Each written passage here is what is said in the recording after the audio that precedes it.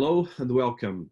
So I'm excited to welcome today to our series Melanie Oziv. So Melanie is joining us from Barbados in a much better weather and the ecosystem that we are here in London. But I'm very excited. So just a couple of notes about her fantastic bio and achievement. So Melanie Oziv is an award-winning business strategist that has been working with the global organizations and clients to identify strategical priorities and initiatives, especially focused on revenues and sustainable growth. She is the co-founder of the Black British Business Awards that was created in 2014, and she's been writing for publications like African Post and Management Today. So she's has a fantastic background as well as a British entrepreneur and author, but as well with the Caribbean background that has both Canadian and Trinidad and Dominican heritage.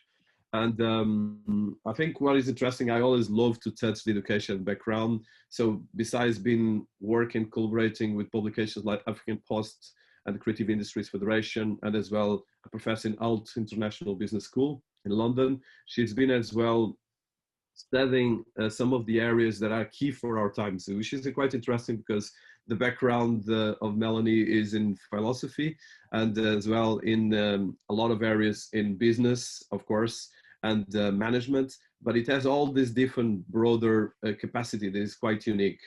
And of course, she's been working with companies quite big, with brands like IBM, Ernst & Young, and as well leading some global strategies for these brands and media. So a lot of other things that I can highlight, but I want to highlight these things. And I think particular she's the chair as well of the Black British Business Awards and as well the executive producer of the Woman in the World Festival, a global gender equality festival occurring with over 2 million women in 50 cities and 5 continents. And she's been collaborating with BBC and a lot of different other organizations. So I want to welcome to our series. There's a lot of things I could be reading, but I will put all of these in the notes of the interview, but it's important to contextualize. Welcome to our series, Melanie. It's a pleasure to have you here.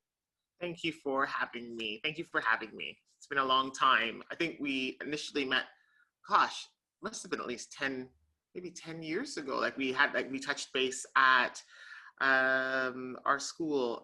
It was university in Marylebone. Yes, exactly. Yeah, exactly. Long time ago. I'm telling you, the networking is real. That's what everyone thinks networking is so transactional that you have to kind of transact and go, I'm going to meet this person and we're going to do this right now. And actually, that's just not the way it works, is it? You just kind of hold interesting people close. No, fantastic. And I think, like you mentioned, sometimes we meet someone and then after a couple of years, it changed our life or we do something very big with the person. And then you never know. But that is the beautiful life as well.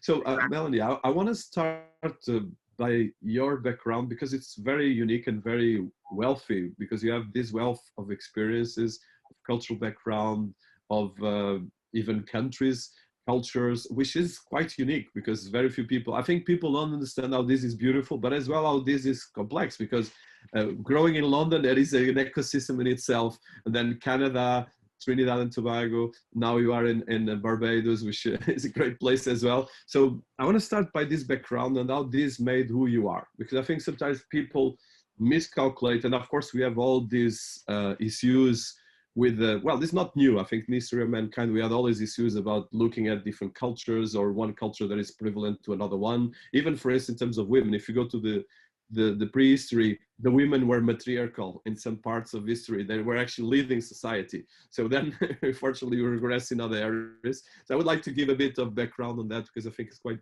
beautiful and special.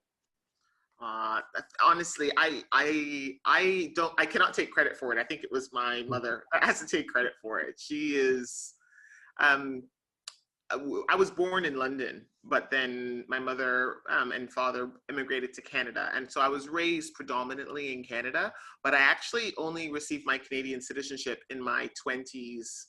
I had always had my UK and European citizenship. That was, mom said, I know you're going to go back and, you should always keep this because you love the UK and you have family in Europe, particularly in Switzerland. and in France. And so I think from that perspective, my mom just kind of opened up my world to as a child. In Canada, you had the option of being educated in French or in English. So to do all of your schooling in either French or English. So not learning French as a course, but actually learning math, science, everything in French. And mom enrolled me in that from a young age, from the age of 5. And so I grew up francophone. And some of the key concepts in my mind are still kind of, I have them, I say them in French in my mind, and I have to kind of translate them into English. Sometimes it comes out in the way that I speak, but from there, the world is your oyster, right? They always say that once you have a second language, then you pretty much have the world. And moving to the UK was actually quite different because I was always used to navigating the world, at least bilingually. And then I went with the UK only focusing on English. I was like, ooh, this is a lot, this is a lot. But I think it fosters multiculturalism when you have that second language, third language, fourth language. And that's something I'll always miss in regards to being part of the European Union. Not to be too political, of course, in these political times, but that is, I think that all of us can acknowledge that there are things that we will miss, whatever side of the coin you fall on, and that's one thing I definitely miss. I miss the students in my class. Sometimes, they'd be from France or from Germany, but it wouldn't mean that they were just speaking French or they're francophone. That they often knew not just one other language, but 3 other languages, and they would always love my Canadian accent. And I was like, wait, do you not know that how much we love a French accent? Like, do you not, what are you doing here? We love accents. So yes, but that being said, back to your original question, sorry, how much I love. No, it's beautiful. I like that.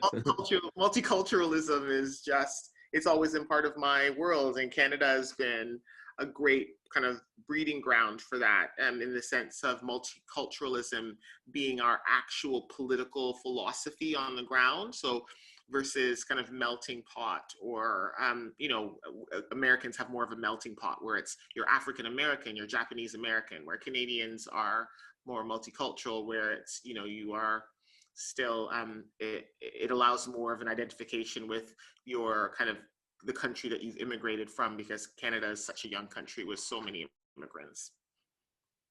Oh, that's amazing. So I want to touch on this background of yours.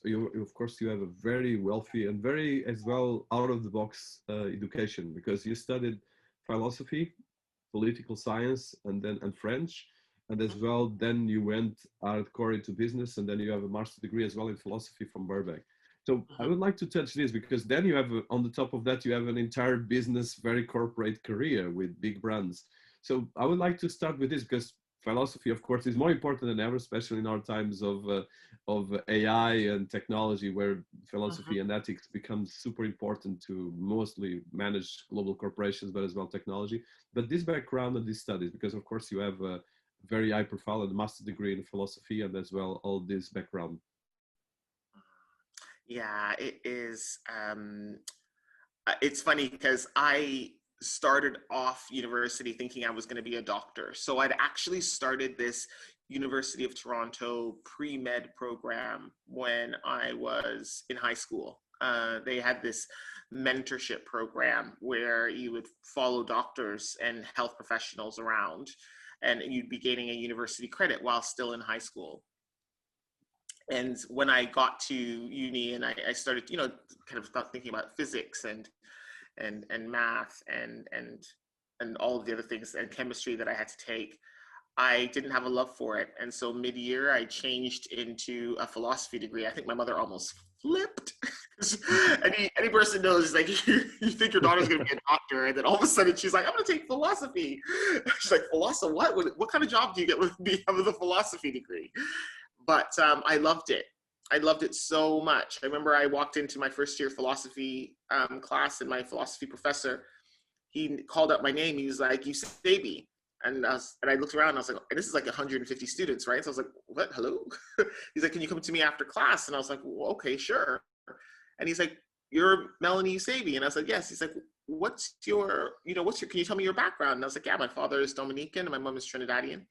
He's like, do you know what your name means? in ancient Greek. And I was like, no. He's like, have you done the readings this week? I was like, no. And he's like, go back and do the readings and then come back to me. And then I found my name in the Apology, a famous kind of a Socratic text. And it gave me the definition of respect and piety. And from there, it was almost like it was an identifying factor for me. Because, my name is quite, it's very Dominican, so a small island in the Caribbean, but it's actually, if you'll find it all over Quebec, so in the French part of Canada, and you also find variations of it in Portugal. But I did not know that it was actually an ancient Greek word for the feminine of the ancient Greek word for respect and piety. And from there, I think that philosophy had my heart, because as a Caribbean person, we live with the fact that we don't know our ancestry, that there's a very sharp knife that cut across the Atlantic when we were on slave boats coming across, and we took on our slave owners' names. And so for me to have a name that goes back so far, and for the Dominican history being what it is, in sense of, some of the slaves were able to keep their names, then it just opened up a Pandora's box in terms of my identification. And so, and I am extremely privileged to have such an ancient name, because you'll find that with most Caribbeans and African Americans, just by virtue of the transatlantic slave trade, that we don't have a history that goes back more than 2 or 3 generations. So that's why I love philosophy. It's in my heart. And that's why it was easy for me to do a master's degree and to do it in kind of Greek ethics and philosophical ethics, because it actually was a birthplace of my identity as well, in a new way. And to bring that back to my family as a gift, to say, do you know this is what our name means? And they're like, no, because none of them had done philosophy at university. And they're like, what do you mean? And so so that's why it's actually quite personal. It's quite intimate why I chose philosophy, because it was actually part of my development. Wonderful. That is actually, well, I'm a huge fan, and actually I've been studying philosophy since my younger adult, and I'm a writer as well. So I want to touch that, because that is, so I think you've been touching 2 areas on your career that are quite unique, actually 3, because in one end is this philosophy and ideas. The second is the entrepreneurial and corporate world in terms of business, and further as well, the work in ambassador as an ambassador, and as well highlighting the project like the awards, and the Black History Awards, and the Black Bridges Business Awards, which touched a lot of different things.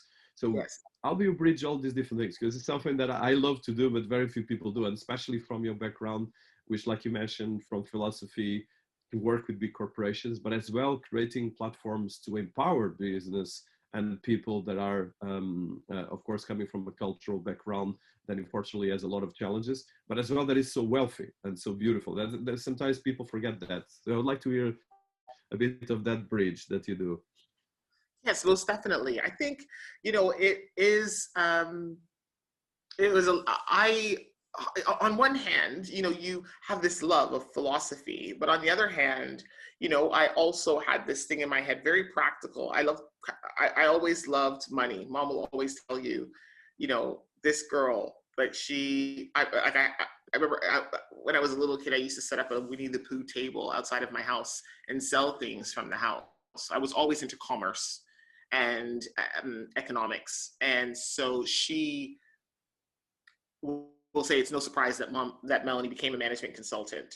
And a management consultant, I had to decide. I was like, okay, I'm not going to be a doctor. I don't necessarily want to be a lawyer. I like business problems and money. And so that's why management consultancy and working for a Big Four consultancy was part of my dream. That means that I also, as part of management consultancy, it's client services. So I was literally working for different clients, solving different business problems. And so for me, it's no surprise that I wanted it was management consultancy was a perfect merge of the considerations that I had in the back of my head. So I wanted to solve problems. That's what philosophy does. It helps you kind of articulate problems, frame them, jump on each side of the problem, and approach it from the other person's perspective. You know, just in the fact, every assignment, that's what you have to do, right? You have to analyze the text, then jump in and challenge it, and be able to articulate your thoughts. So, but on the other hand, I was also, you know, a woman from humble circumstances, and I wanted to lift myself out of that. And so management consultancy, being a professional service, and and it's a, you make quite a good salary being a management consultant. So it was kind of a merge of the two, right? Being able to jump into the client's perspective, solve problems, and then also be able to shed loads of money, because that was actually critical to me. I didn't want to just kind of volunteer. I didn't want to be in kind of in the charitable sector, because I didn't have the freedom or liberty to do so. I had student loans coming out of my yin yang. so that's why I was so grateful. I started working at a bank in Canada while I was in university, and then they gave me a role afterwards after I graduated, and then I moved over to consulting and consulting for financial services firms. And I would say that that's the reason. One of the reasons why the awards are successful is because both myself and my co-founder are client services. So she's a lawyer, but she's now COO of Morgan Stanley. And I am a director at Accenture. And that means that we don't only just work in business, but we work with multiple businesses. And that means that we are able to tap into our networks and also tap into knowledge of how business works in order for us to make the awards grow. So to me, it actually makes perfect logical sense, but I think to everyone else, it'd be like, wait a minute, you did a degree in philosophy, and then you're in business, and then you started your own business, and you work with large corporates and you work with small businesses. How does that work? And I'm like, actually, it kind of works. It kind of works in my small little mind, in my world, you know? But it's not a small little mind. It's a wonderful, because I think I want to touch this before we go to the other areas of your achievements, but I think this is quite unique because, first of all, we are in a very crossroad part of history, because we have all this technology and we have all these advances with big corporations like the ones you mentioned. Accenture is one of the leading consultant companies, JP Morgan's, and all these big organizations are achieving fantastic things. But we have still a lot of disparity. But it's a paradox because we have the ideas as well. So in terms of ideas, we are in the most advanced stage of history of mankind. So I would like to, as a teacher as well, and as well in terms of the way you've been bridging, because of course working for big corporations, but as well teaching, and you continue always to teach, it's quite demanding because you need to be very, very disciplined to keep the teaching. And I respect that a lot. I've been doing that, and actually I had to stop at a certain while.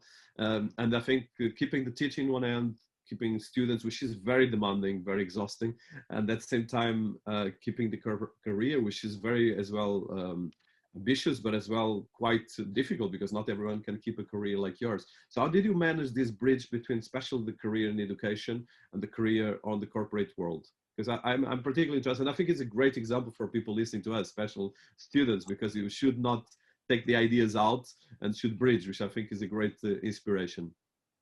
Most definitely. I think you're right. It is such a challenge. And for me, every new enterprise or every new initiative, you do have to give it the time in the beginning to set it up, to make it work. But then you should also be working towards making it a process so that it's easier to manage and that it's just kind of almost running itself. So with uni classes, for example, yes, you have to keep it current every year, but every year I teach the same course. It's leadership and management, 4th year, you know, and so the core theory of leadership doesn't change. The application in terms of world events, in terms of new things, I keep abreast of, because I'm a human being, number one. So, you know, we're all in this leadership game together. But then number two, it's also because it's my interest area. So I'll be reading about it anyway.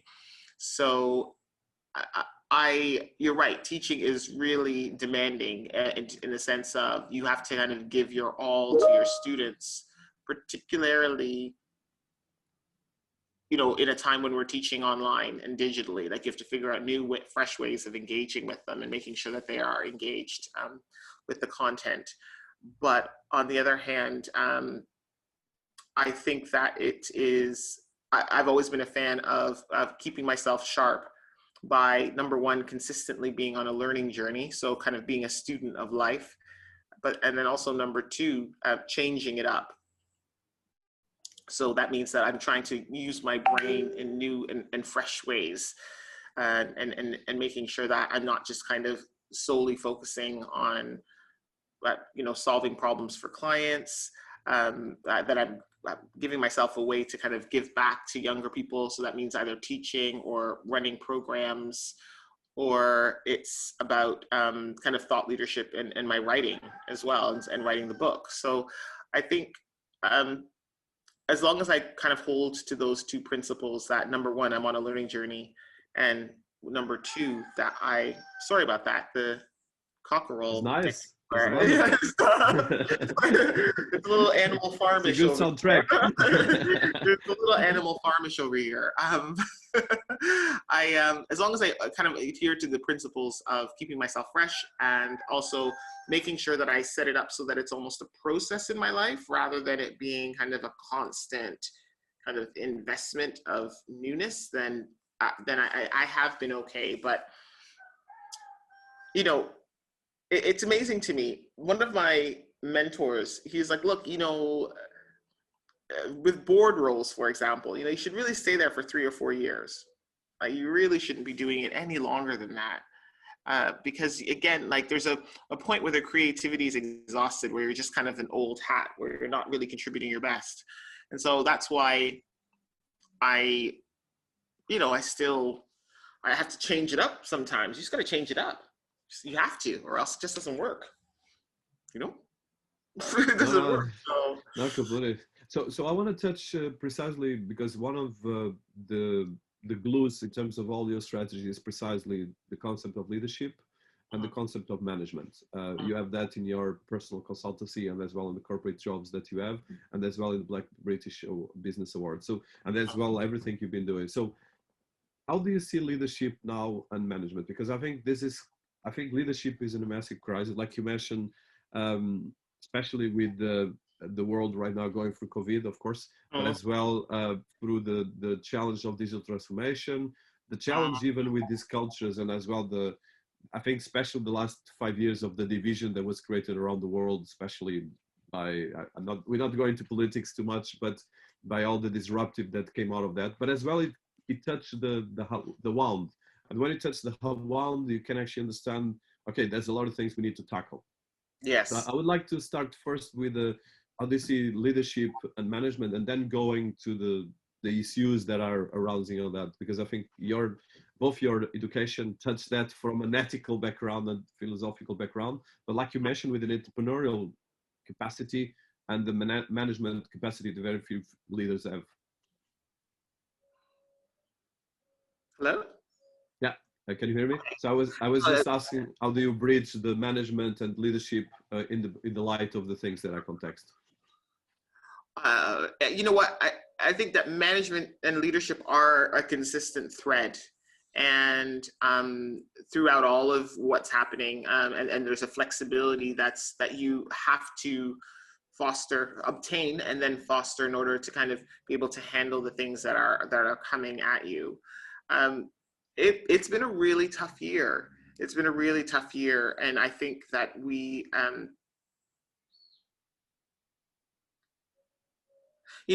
think one of the problems with leadership and management is that we kind of, I don't know. I don't even know. Like, it's such a big question that you just asked me, Dennis. I don't even know how to even answer that, to be fair. Let's go through first the way you tackle this in your course. Just in my course. That was really, really easy. That was really straightforward. I wouldn't say it's easy. Number one, you're used to it online, and you're used to an in-class environment, and so you have to do it online. I was really lucky, because I've been on, the news several times in terms of debate shows. I had delivered an online course before, my own personal online course. I'd worked with videographers. So it was really easy for me to just flip over to screen only. And also, I didn't realize how much training I had received, just in regards to being able to say, you know, not looking at your screen, but looking at the camera, or the kind of the tone and flow, my camera angles, my lighting. I had it really easy because I had already considered all of these things over the prior few years, where, oh man, I'd gotten on some Zoom calls with people and I was like, bloody hell, it was tough. So to be able to keep that engaging by virtue of the channel for my students, that was much easier for me. In regards to being a part of a global, being in a global pandemic, as well as in an extremely kind of divided society politically, then because I was in a leadership course, I was teaching a leadership course, it was literally leadership in action. It was almost a gift to my students. They had examples that, they didn't have to look back at Winston Churchill or look back at, or Hitler to say, this is what, here's an example of what leadership looks like. We literally had leadership examples coming out of our ears. And so it was an opportunity for the students to be able to bring it close to home. So as part of their projects, it wasn't just about kind of going into text. All they had to do was look at the news and say, well, this is what's happening in this country. This is what's happening in my country as well, because I have quite an international student base. So it was actually a leadership gift, and they were able to take the theories that we were learning and apply it directly to the stuff that is happening right now. How, what's different about how, Sweden and Germany, New Zealand and the US, and how they're approaching COVID. What do elections look like, general elections look like, the role of kind of PR and marketing in a leadership battle, in a leadership race. It was a leadership and management course gift last year, because there was just so many examples. And so this year, again, I'm just in the midst of starting my course next week. And again, there's just so much that they can learn from. Like, how do you manage resources, limited resources? So how do you manage a vaccine delivery? How do you prioritize? How do you, in more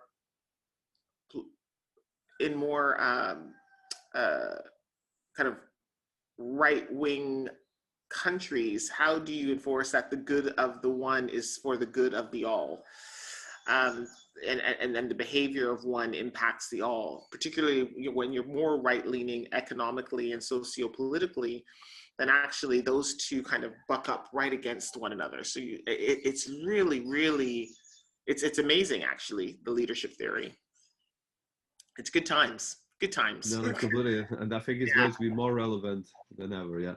So, and then coming to the Black British Business Awards, and as well all the relationship initiatives or related initiatives. So can you tell us about the history? Because it's been a very high-profile initiative. And why did he create it? How did he context that? Because that has been a movement that has been very strong and is creating a lot of dynamics and things. And I think it's more important than ever, especially in the light of what happened last year with the Black Lives Matter, which, to be honest, I was in shock that we still have to have that to look. And even what happened actually is happening this week. I don't want to go too much in politics, but what's happening in the United States is very scary in a lot of ways. Let's go through the history, the more positive part of it, but I would like to hear this and how do you came up to create all this fantastic initiative and all the dynamics around that. Yes. So, unfortunately, you do see that when I started the awards 9 years ago, 8 years ago, I saw that I had been exposed to so much in regards to kind of the wealth and the breadth and the depth of what Black looked like in the UK. But I wasn't seeing it on my screens. And you would see no evidence of this in the news. You would only have a one-sided kind of image of what Black looked like. And so the Black British Business Awards was a means to highlight role models, to highlight the contribution that Black people were having to the UK economy, because typically they were being positioned as a drain. And so in starting the awards, I truly had it kind of, for me, in my heart, it was about economic empowerment. Sophie and I joined together with Max and Karen from Every Woman. And so two white women to found the awards. And we all brought all of our knowledge and experience to bear. So Max and Karen, they had had experience of running awards programs.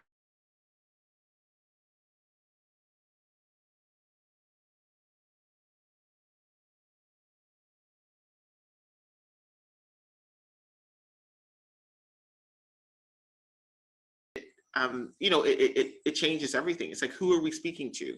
The organizations in headship, in leadership in the organizations, it was primarily kind of not Black people, right? So our messaging, our the executive sponsors, the people who were paying the check for the awards, it was about speaking in their language, speaking their voice, and getting kind of the first allies, all of the ally things that we were doing together. So it took off from the relationships that we had, and that's it really. It was based on our corporate relationships and based on our vision and dream. And so now we have expanded from just being an awards program to having leadership and development programs, talent accelerators, working with organizations to accelerate their Black and Asian talent.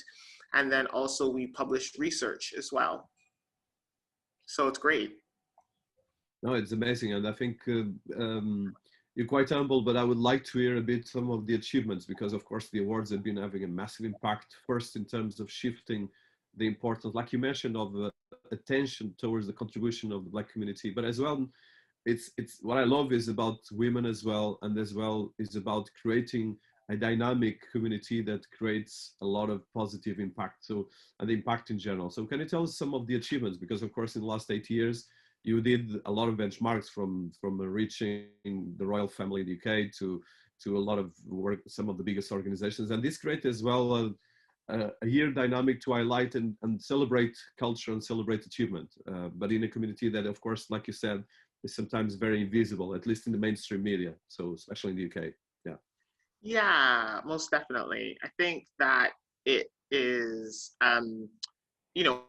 first off, we celebrate, at least a good 50 to 75 kind of finalists every year. And these are just absolutely amazing people. So we have, and when we say we just celebrate them as finalists, there's a whole process in regards to not just kind of celebrating them at a ceremony, but we give them media training, we push them out, and so that they become experts on our news channels. And so, and they in turn, their platforms rise and grow, and we push them out with all of our kind of our extensive media contacts. So we're creating a network and a web.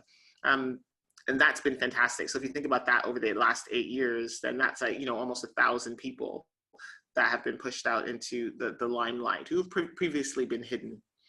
And then we also have our middle research and our research with Cranfield, Women to Watch. And so again, people are looking at the boardroom, people are looking at recruitment, but not a lot of people were looking at what was going on at an organization's, within an organization. Like, why is it that there was a drop off, that they were able to recruit Black and Asian talent, but they weren't able to keep them?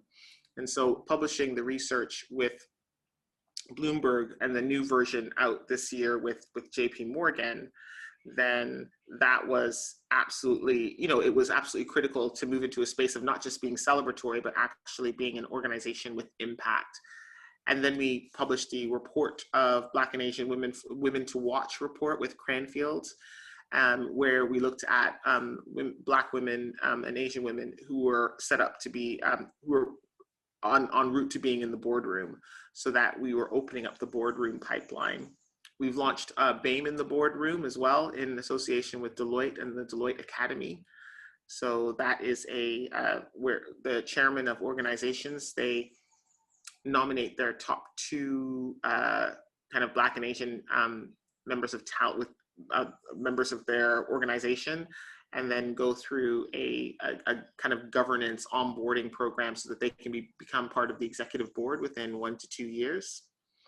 Then we have also launched Mentor Mondays, which is for our younger set, so that we're able to teach them some of the learnings and some of the guidance that we needed to have when we kind of, in terms of progressing to the higher echelons of a company. And then of course we also have a talent accelerator. So that's approximately kind of 50 companies, 70 to 80 participants, and working with organizations and working with an inclusive ecosphere around each kind of Black and Asian member, so that of talent within an organization, so that we're able to help an organization grow and foster its Black and Asian talent. So we expanded from being just a ceremony to being also programs with impact that help organizations grow and foster diverse talent bases. And some of the key things that we've, that I'm really proud of as well, some of our media partnerships. We've had media partnerships with the Evening Standard, with the Telegraph. So quite huge in the sense of, you don't necessarily see a lot of Black and Asian programs having sponsors like that. And then also being featured on our news channels as well. So the BBC and ITV, they featured us, and just really grateful that people have taken us on board. We still get the pushback, certainly, but it's been good generally. Well, it's been a fantastic journey, and I think you're quite humble on that, because it's well, first of all, it's one of the biggest initiatives in terms of awards in the UK and highlighting these few things. So one of the things I want to touch, and of course it's a sensitive topic, so guide me on that, is how do you see, so I think there's a lot of a challenge right now, especially with all the things related with the Black Lives Movement, especially last year. There has been, of course, a massive thing that touched all the world, but as well in a lot of movements that were restricted by a lot of especially right-wing extremists. And I think we have this division on this. So in terms of the UK and especially the awards, did you felt that, because I know that the business, actually, ironically, I think the business world has been behaving much better. If you see what happened even in the last days and the last months, in terms of this, the business world is trying to make a big change in terms of looking at these topics and learn with it, especially most of the business. You mentioned big brands like Accenture, Deloitte, JP Morgan, and Morgan Stanley, and all these big brands that are really making an effort. So in your work, both with the startups and SMEs that are part of the British Business Awards, and as well entrepreneurs and women entrepreneurs in particular, what have you been seeing the biggest challenge they're facing? And as well, some of the things that you would be highlighting for people listening to us around the world. I think that's a huge question. I think some of even though there has been intention setting, that we're at the place now where intentions have been set before. So there's a little bit of fatigue in the sense of, okay, we've talked about this for long enough. What are we actually going to do about it? Or let's just stop talking about it. So I think that, we're at the point where most organizations have set intentions to have a diverse workforce, a diverse progressive workforce for all of their members. But there are very few organizations, particularly in the UK and the US, that are doing it well in terms of the large organizations like FTSE kind of 300, FTSE 250 equivalents. So organizations are in a different place. They're not, although it's much more public, they haven't had much of an opportunity to really change things within the pipes of their organization. So we're talking about recruiting more, retaining, promoting, and seeing in leadership a representative workforce across all of the diversity spheres, not just ethnicity. We have found, there are a few things. Number one, that data is absolutely critical. And so organizations are really trying to mostly get their heads around data capture, identification of key groups within their workforce, within their walls. And unless you have that, then initiatives and targets can't be, and targets or goals can't be set. And quite frankly, you can't measure the impact or the success of any initiative. So I think that there have been a lot of initiatives in the past. People had a lot of good intent, a lot of goodwill, but quite frankly, very few organizations have really amped the dial, really switched the dial in terms of their diversity efforts across all of the diversity spheres. We see that the numbers for women have gone up, certainly, but for the amount of effort and for the amount of women in the world and the amount of women in the workforce, then there's still a ways to go. But organizations are getting there. So I would say for any organization, some of the key challenges, some of the key areas that they'd want to focus on is ensuring that they have data. And when I mean data, I don't necessarily mean just quantitative. I'm talking about qualitative data around what the experience is of working within their organization and how do they actually progress, retain, promote diverse talent. That's number one. Number two, really opening up the discourse and narrative of kind of race and ethnicity. If we're talking about race and ethnicity, really opening up that space so that people become more comfortable with the terminology and people become more comfortable and really creating kind of a whistleblowing culture. That's really important as well, so that they understand that this is a culture that does not accept microaggressions, it does not accept bullying, it does not accept racism, institutional racism is being stamped out, because that will go a long way in terms of fostering a community and a culture of inclusion. So, and then also it is about leadership making a commitment, but not just the very top echelons of leadership, but it actually has to be at the leadership level throughout the organization. So for large organizations, again, I would say that every single person, every people manager needs to be empowered and comfortable around the kind of the narrative of inclusion, what that looks like. How do they make sure that every single person on their team is included and invited to progress and stay and kind of achieve within an organization? All of those things, organizations are now kind of working through how that is going to, how their efforts are going to increase in 2021. And I think this is amazing, and we'll take notes on this because I think this is important to highlight. So there's 6 areas at least that the like British awards have been highlighting. One of them is the BAME Action Research, then the Talent Accelerator, then is the BAME in the boardroom, then the Mentor Holidays, and as well the Sponsor Roundtables and the awards. But especially I'm particularly interested in the Mentor Mondays and the boardroom initiative and the Talent Accelerator. So can you tell us a bit about this? Because I think for me, one of the things I learned, even me, is the mentorship is key, both for me to learn with the likes of you. And one of the reasons I set up this podcast series is because I want to share knowledge and learn, because we have, like you mentioned, we have to have continuous learning, especially when it comes to business. We do so much mistakes that we have to continuously learn and as well adapt. So I would like to hear about this effort specific in the context of the awards. Okay, great. Well, you know what? I'll start so post the awards, or in the second year of the awards, Sophie and I were, really wanted to make an impact on the business world. That it wasn't about a, 3-hour kind of ceremony and dinner, that it was about, really changing the world for the organizations that sponsor us and the Black and Asian employees that had been celebrated. And so we know that, any good initiative really needs to start off with data and started off with the research. And so we launched the research project, the Middle Research. There were other organizations already focusing on boardroom talent. There were other organizations already focusing on recruitment. And what we found was that organizations were not focusing on, you're focusing on how to get them in, you're focusing on how to get them to the top, but you're not focusing on where the actual crux point is, because you find that in between the ages of 28 and 35, that's where we lose Black and Asian employees. That's where you start to see that their career starts to level off, that the ethnicity pay gap becomes particularly acute. So that's where we wanted to focus our attention, the middle, the messy middle is what we called it.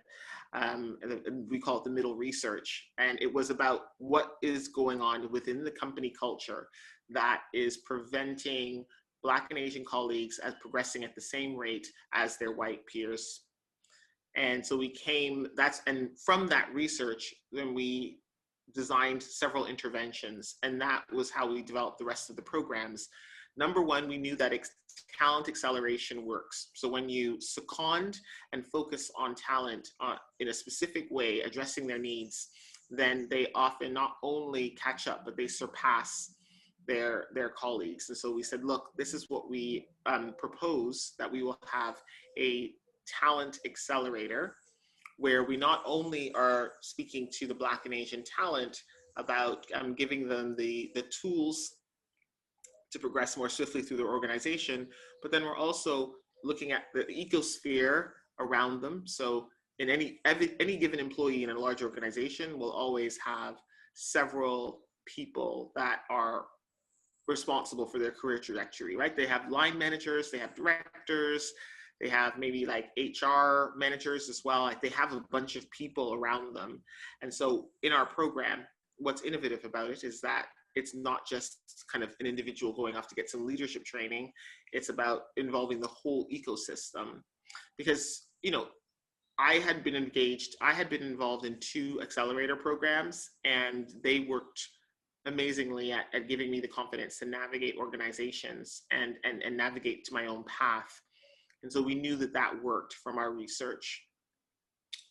Mentor Mondays, we were conscious that from the accelerator, we knew that, quite frankly, you have to be strategic about your career from the beginning. You know, like you can't just kind of waltz in. You have to start thinking about what to do with your career. How are you going to progress? Where are you going? Who are the people that you need to meet? Who are the people you need to influence and work with? And Mentor Mondays, it was for a younger set. So it wasn't the middle, it was more so you've just started off in the workforce and you're really just kind of getting to grips with it. And so that's why we have sessions that are really practical, like piece of paper, workbook practical, where we start to teach people how to navigate your career strategically in a large organization. And then BAME in the boardroom, we knew that with both women and ethnic minorities, a lot of confidence is given when you go through a course. And a lot of people will say that they're not prepared to be on a board. They don't know how to be on a board. And because they don't know it, then they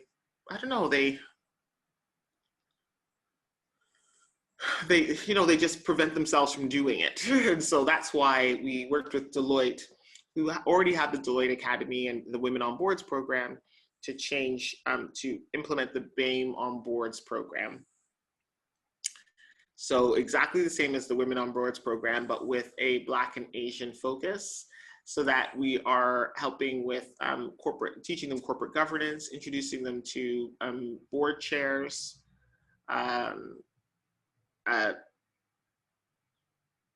having kind of fireside chats in terms of key board governance issues of the day. So all 3 of those programs address different parts of the pipeline, and they help organizations progress, retain, and promote their Black and Asian talent. And then, of course, we also have the ceremony. So we know right now that we have, hundreds of people coming through our programs on an annual basis and really making a change, like just creating kind of a group of gladiators. Well, that's fantastic. And I think that this is key for anything we do, especially related with the future of business and the future of SMEs and as well the entrepreneurship that is necessary to keep this going. So I want to so you touched data, and one of the questions I have here is, so as someone who comes from a philosophical background, and there's as well all the layers of ethics, and then as well leadership and management, we're going through a massive challenge right now. We're going through a challenge that is in terms of the way data is becoming the biggest driver of society, but as well the way data is used by machines and by especially artificial intelligence to change. And this has a huge challenge when it comes to digital transformation for society in general, especially right now we are all working remotely, teaching and doing most of the stuff, but as well in terms of leadership, management, and diversity. And for instance, a lot of the efforts, and then this is a couple of studies in terms of technology, are right now highlighting that a lot of because a lot of the technology is coded by men, that is creating diversity issues and as well gender issues. And there's actually a lot of case studies, even IBM admitted that, Apple, Google. So it's one area that, as someone that has quite a lot of knowledge on this area, so how do you see this, and is there any areas that you suggest from your experience dealing with all these concrete initiatives? Is there any area that I suggest? When it comes to directions, in terms of, one thing is bringing these topics for management and leadership. I'm asking more in terms of the technology, because this is the big challenge right now, is because let's look at social media. If social media is driven normally by the people that are more aggressive, which is normally the case, they will get the biggest voice. And that has been actually what has been happening in the last 4 years with all the disruption worldwide that created even deaths in the last couple of days and a lot of disturbance in a lot of ways.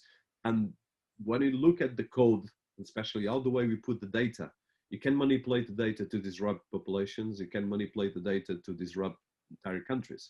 But you can as well do it for creating more gender balance and diversity. So I don't know if you've been studying this, but it's a big challenge right now when it comes to technology engineering. How do you bring diversity and gender equality or at least gender balance to the developing of technology and to the management of data? Because this is the biggest thing that is going to challenge society in the next 10 years, and is going to be probably creating the biggest revolution in history of mankind. Okay. Yeah, and I think, and sorry, the reason why, the answer is quite simple to me, is that you do have to hire diverse development teams. It is that, and you also have to empower them with the power for them to bring their diverse voice to the table and bring their difference to the table. It gives me a lot of jokes, actually, because everyone, we had this conversation in regards to diversity and product development, and it was across the board, including kind of technology, but also just in regards to FMCGs, and toothpaste, for example. And everyone was just like, "Oh, how do you do it? How do you do it?" And I was like, "I don't know. Like, maybe I'm just being too simple about it." But if I think about management consulting, right? Let's just say we propose, a client has a goal and they want a team on the ground to figure out how they're going to meet that goal. They have to double their income, say, in a year. Me as the engagement manager, I am not just going to go by myself. And certainly I'm not going to just hire a bunch of Melanie looking and Melanie thinking consultants. I have a data specialist. I have a technology specialist. I have someone who is well-versed in kind of marketing, and kind of, usually if I'm looking at a graduate student, that means that they're really good in terms of communications and English and kind of communicating and kind of stepping into the person's shoes.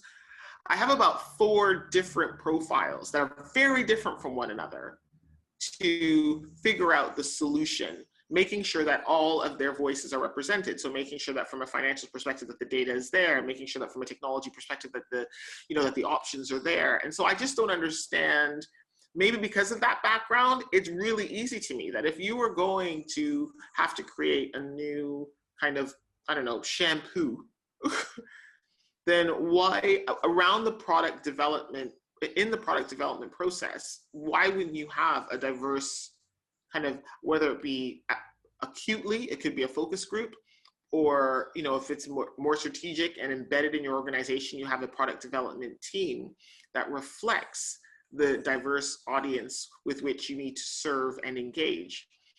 So for technology, we all know that the problem is that diverse technology firms are horrifically, unescapably, ridiculously at this point of our lives, not inclusive and not diverse. We know this.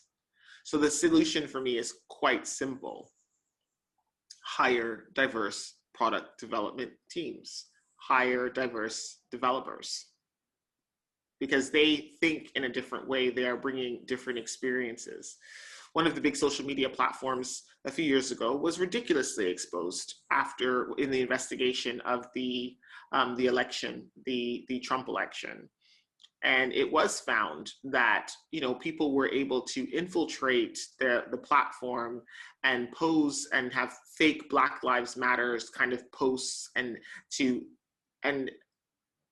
for me, that was just a signal saying, wait, you don't have any Black people on staff? Because they would have been able, I looked at that ad and I saw, that is not from a Black person. What is that? That's just inflammatory. It's ridiculous. But I could tell that there was no one on your team that was Black, because they would have been able to say, actually, that's not a real ad. That's not a real post. That's not a real profile. But because you have no one on your team, then you let it slip. They let it slip. They just thought, oh, it's just another Black thing.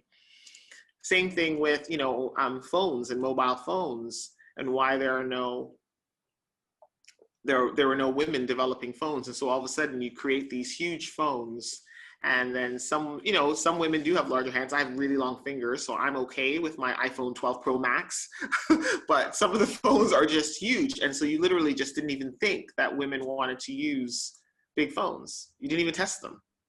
You didn't even have them hold the phone. That's great. Like, in this day and age, are you kidding me? And then, like, fine, you figure it, like, this, but so then hire a woman. What's the problem? Like, it's not that deep. You're acting like we're not 52% of the planet. Like, just so. I guess it is a common sense. The solution to me is actually really simple. Like, if you look around your team and you see a whole bunch of people that think like you, look like you, do the same things that you do in the spare time, then that means you have a problem. Fix it. Hire somebody. Because most of these large tech firms, large social media firms, people are running to work with you. They are running. Your brands are so strong. You don't have a recruitment problem. You don't have a recruitment problem. Go find somebody. Put an ad out on that Facebook. Put an ad out on Facebook. You're hiring more Black people. You'll get the applications. And if you don't want to hire, common sense. It is common sense to me. So I just don't understand.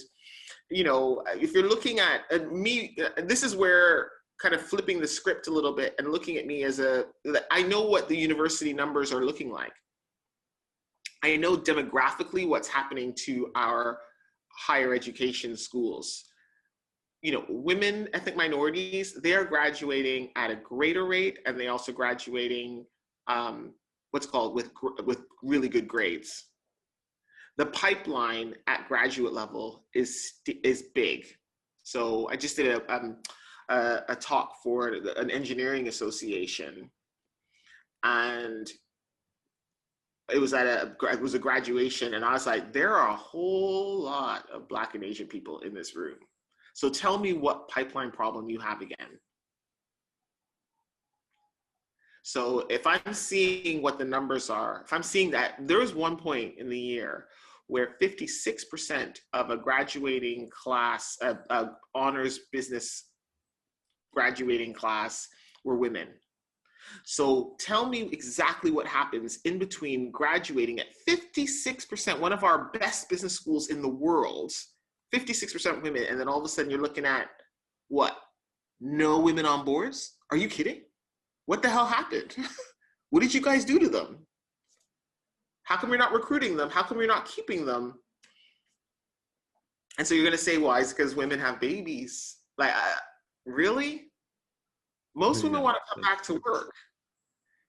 I was in, I worked with my friend Lisa for the a book kind of in terms of what companies spend, and we were looking at the stats on what companies spend approximately $40,000 to recruit a person, to recruit anyone. And so why wouldn't you just keep the $40,000, close to heart, and then bring women back after they go on maternity leave? There's a reason why women don't come back after maternity leave. You think it's because, because they want to stay and take care of their babies. And in some cases it is. But how about it's because y'all weren't that great in the first place, so they were looking for an excuse to leave? How about that? Maybe you didn't make it very easy for her to come back, to stay included as part of the team, for people to know that she's going on mat leave, but she's coming back because we love her and she loves us. There is a whole lot of things wrong in regards to how we treat and promote talent. But quite frankly, the question that you asked, if we go right back to the beginning, it is I literally do not understand why we are not hiring for diversity in some of our key kind of product development kind of processes. That's what diversity means. It's not about just having a workforce. It's about also in the strategic areas of the workforce. Why would you, not test for, why would you only kind of test your products against with men and not women? Why would you test your products if you know that it's 15% of your population? Why would you not test and make sure that Asian hair is represented or Black hair is represented when you create that shampoo? Why would you, when you're developing a temperature gun or a thermometer gun, why would you only test it against white skin and not test it against darker skin? So therefore your thermometer gun doesn't work because it doesn't detect darker skin tones. If you learn that, why wouldn't you do it? And it's just amazing to me. I remember a few years ago when the high-speed trains were being developed, a new high-speed train was being developed for a big kind of airline firm. I won't tell you guys who, but you can probably guess. And so this high-speed train had been bought by about 5 European countries. It was an amazing train. And the first country implemented it, and the train was too big for the tunnels. So you would think, right, that the other countries would be like, oh, wait a minute, if that happened in kind of Montreal, or if that happened in France, maybe that's going to happen over here. Can I tell you, all 5 of those countries, like within 2 years of using the new train, like they still all had the same problem, that the train was too big for the tunnel. Whose fault is that? Like, once you're the second or the third, we know where we are as a planet, and so it just feels to me that organizations are not doing the work where they really can have impact in regards to creating diverse products, diverse services, and particularly technology firms need to get diverse voices around the table when they are creating their products, when they are coding their products. And even if it's not hiring directly, like, God damn it, just have a focus group or something. Just ask your Black friends to come into a room, give them some dinner, and just say, hey, how's this product? Do you think? Or am I just crazy? Am I making it too simple? No, actually, the simplicity, and I think the details as well. I think, like you mentioned before, I think a challenge sometimes is that people try to overcomplicate, and as well, as a CEO, I see as well sometimes the challenge is that you are drawn on the details because you want to move forwards, and you forget a lot of things that are really basic common sense. But as well is that if you are in a bubble, which is a big challenge that we have right now, is these bubbles are very close. So if your bubble is just people like you don't care even to see outside of your bubble. So you start ostracizing all the bubbles and you create the bubble society, which is the biggest challenge that we're facing right now as a civilization. So I get that, but honestly, Dennis, like let's just talk about, like, we're talking about large, like, say, social media platforms or large. No, those ones have no excuse. Those ones right? Have no excuse. If your avatar includes it, make it happen. It's not that deep, unless like it's not that. It just drives me nuts because it's actually, I've seen. So last year, I think GSK included or created a process, or there was an initiative to make their clinical trials more diverse, for their products. So GlaxoSmithKline, they launched it in the US. That's what you got, like, people can do it. And we've been talking about, and they have an obligation. Yeah. Yeah. I guess the examples are there. So I don't know. Weird. No, but it's that's why I wanted to highlight this, because I think we need to repeat. Actually, if you go to the history, repetere education is repetere is the word in Latin for education. It's about repeating, and I think you need to repeat, because I think people forget these things. And I think, for instance, I'm working a lot with the diverse backgrounds, but sometimes if I go to some backgrounds, you have really a narrow minding that is very scary. So I will. So I could go for 1 hour on this, because I think especially how you put this in practice, and I think we mentioned about the mentor, about highlighting this, and this is critical. So I'm conscious of your time. We passed 1 hour, so I want probably my last 2 questions are related with your work. So you've been working a lot in the bridge between ideas, education, and then leadership and management and big corporation work, and as well increasingly now working as well in terms of the work with SMEs and the bridge between SMEs and big corporations. So from that work that you have, any examples of case studies that you want to highlight? Because I think one of the things, at least I learn a lot with case studies, with small examples like you mentioned, the concrete basic stuffs. And I love as well that you're very practical. You make things done, and all your career is about making things done, which is very important as well, because a lot of people, for instance, special academics, they stay on the clouds of the academic world, and they forget as well that we have a society around us, for our children, for all of us. So I would like just some concrete case studies that comes both from your multiple career highlights, or even a case study that you want to highlight, or something that you want just to bring here. You know, well, I'm going to highlight maybe not a case study, but just some examples of what great kind of business, just how integrated we all are, particularly during crises such as pandemics or after the death of George Floyd last year in the US.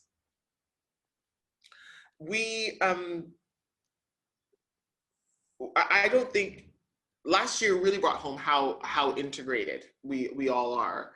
And working with SMEs last year particularly really highlighted how much SMEs rely on the supply chain that's afforded to them by large organizations. And so I remember there's an organization that was started last year, the 15% Club, but it was after George Floyd really making an effort to foster growth for Black small businesses. It called on retailers to dedicate 15% of their shop floor to Black small businesses. And so you saw organizations such as Sephora or West Elm, the big furniture company, saying we are going to look to make sure that our supply chain is very diverse.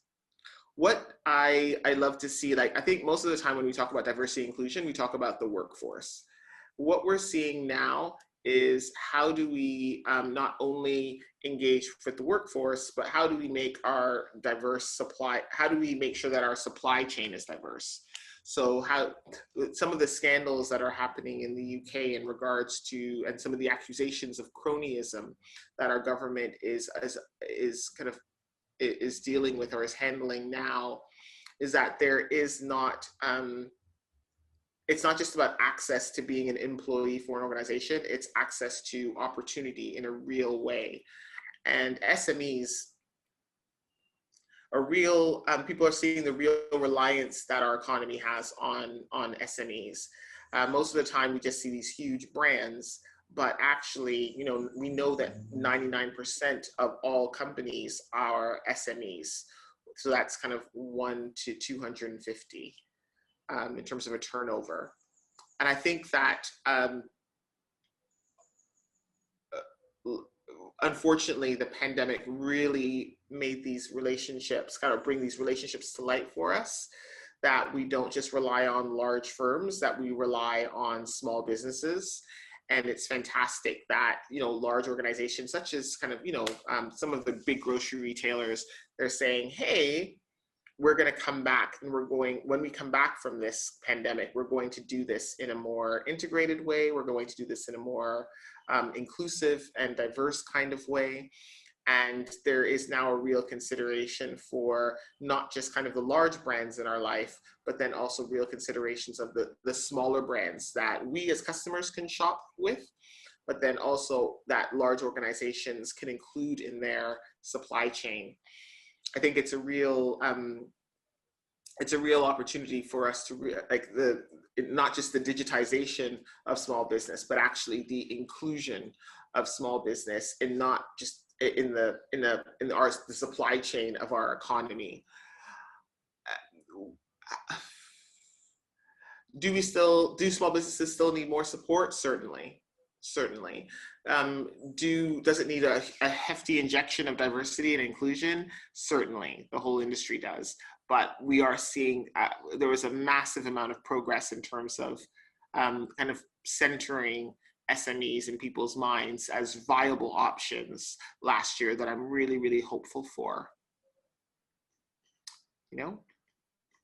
No, that's very precious, and I think this kind of things is I'm completely with you, because that's one of my kind of career focus, is that I believe that we can only push the economy if we focus on the SMEs, because let's say most of the world population works and lives and survives because of SMEs. We have around 450 million or 430 million SMEs or micro SMEs in the world, and most of them is a family business. And especially right now, of course, we are seeing all the challenge going forward, and even uh, both of us are partly as well micro entrepreneurs in the things we do in our own personal brands, which is in itself a micro entrepreneurial part. So Melanie, it's been a huge pleasure. So I want to, and we take notes of all these things, and we're going to put links to both your website, the awards page, and all the different things, and some of the things that I highlighted here in the interview and notes. So I would like just the last note. So as someone that is very inspirational, but as well that been both teaching, both leading, and both as well inspiring a lot of people, what would be the notes that you send? And I have a small daughter, so that you send for young ladies and ladies around the world that are especially struggling with COVID, but as well everyone that can listen to us, because in the end of the day, everyone has responsibility. Because I think if we create a more empowering society, everyone can live better. And I think we have as well great positive things, but at the moment there's a lot of challenges. Oh man, that is a really tough question, Dennis. I think it's really whew, in this year, I mental health and wellness kind of took central stage. As a leader or a teacher, even as a consultant, I was trained to kind of give, and to the point where I was almost empty. And hence the reason why I'm here, because uh, it's been a really tough year with deaths of friends and family due to COVID. The typical ways with which we restore our energy, whether it be kind of being with people, going out to dinner, they're not afforded to us. We're fairly isolated as individuals, and so it's really tough. And so I'm not gonna lie, like this year I've given grace on myself. I've given grace to myself to really just take care of myself and make those little rituals. So waking up with the sun, I literally wake up before sunset. I think that's much easier to do in the UK. In here, that means I'm waking up, at 4:30, 5 o'clock, and I am sitting in the sun. The only reason why I'm not right now working in the sun is because of what we're recording. I didn't want all the bird noises to kind of distract us. But this another year I would have given different advice, but this year it literally is about me just staying sane, and using the opportunity to not just tap into myself, but actually have real conversations with people, and really kind of connect with people. So reaching out, even though yes, it is by Zoom or by electronic means, a digital means, then actually taking the time to talk to people that I've always wanted to talk to, reconnect with people, and then reconnect with myself. And in using the opportunity that digital affords us to actually launch something. So you don't have some of the barriers to entry, like, commuting and things of the like, they're actually removed. But take advantage of what digital means, what digital is giving us. I think it's a beautiful and inspiring way as well. And I think you're right. I think probably this is the most important. I think if there was something that came out of this craziness about, and I'm sorry, my praise for the people that pass away. But the most important thing here is definitely we have to take care of ourselves, and as well, because our mind is still where we live. So we need to find a way of balancing that and connect with the people that are dear to us. So I want to thank you, Melanie. A lot of inspiring and very powerful things that we have here in this almost 1 hour now. And I want to thank you for this time. It's been a very honor and a pleasure. And as well, a lot of it makes me think about some of the details that you mentioned as well. So thank you so much. Oh, thank you so much. Okay. See you guys Thank soon. you. Have a great day. Cheers. Thank you.